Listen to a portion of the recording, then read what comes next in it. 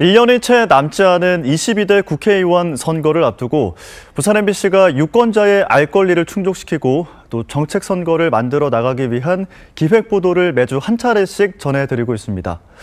오늘은 초읽기에 들어간 일본 후쿠시마 오염수 방류에 대한 각 당의 해법을 짚어보겠습니다. 이두원 기자입니다. 일본 교도통신 보도에 따르면 지난달 후쿠시마 앞바다에서 잡힌 우럭에서 기준치의 180배에 달하는 방사성 세슘이 검출됐습니다.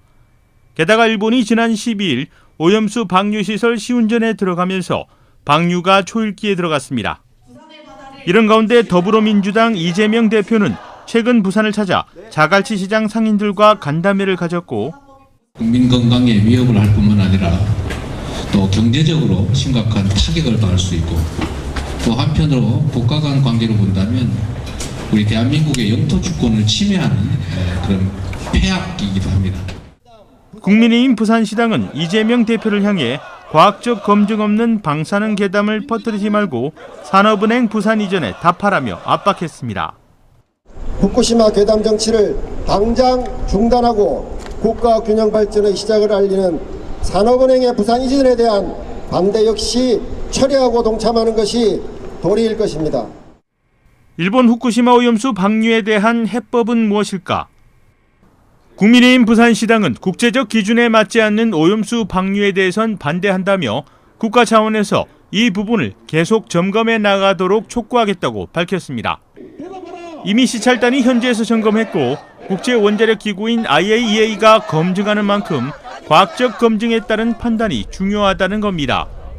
도움을 줄 수 있는 실질적인 방안을 좀 찾았으면 좋겠습니다. 그래서 정치적 괴담이라든지 우리 국민들을 선동하는 그런 것은 좀 중단을 해주기를 강력히 요청드립니다.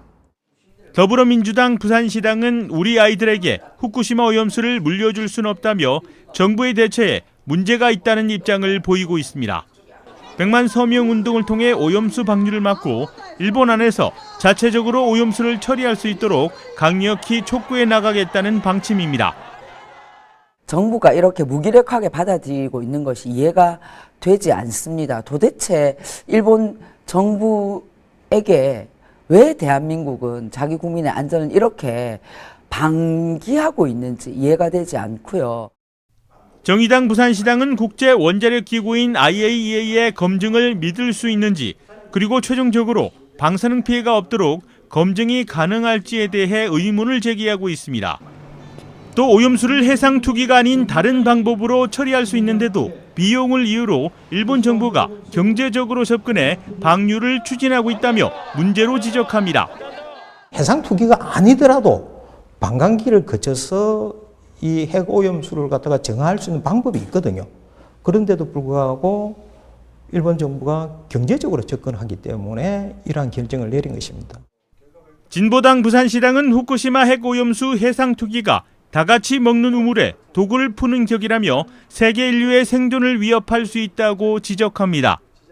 아직 다핵종 제거 시설과 이를 통과한 오염수에 대한 안전성 검증이 보다 자세하고 철저하게 이루어지지 않은 상태로 방류는 불가하다는 겁니다.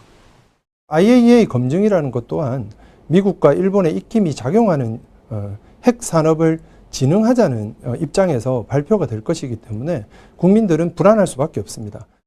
일본 후쿠시마 오염수 방류에 대한 각 당의 대처는 이번 총선에서 시민들의 평가를 받게 됩니다. MBC 뉴스 이두원입니다.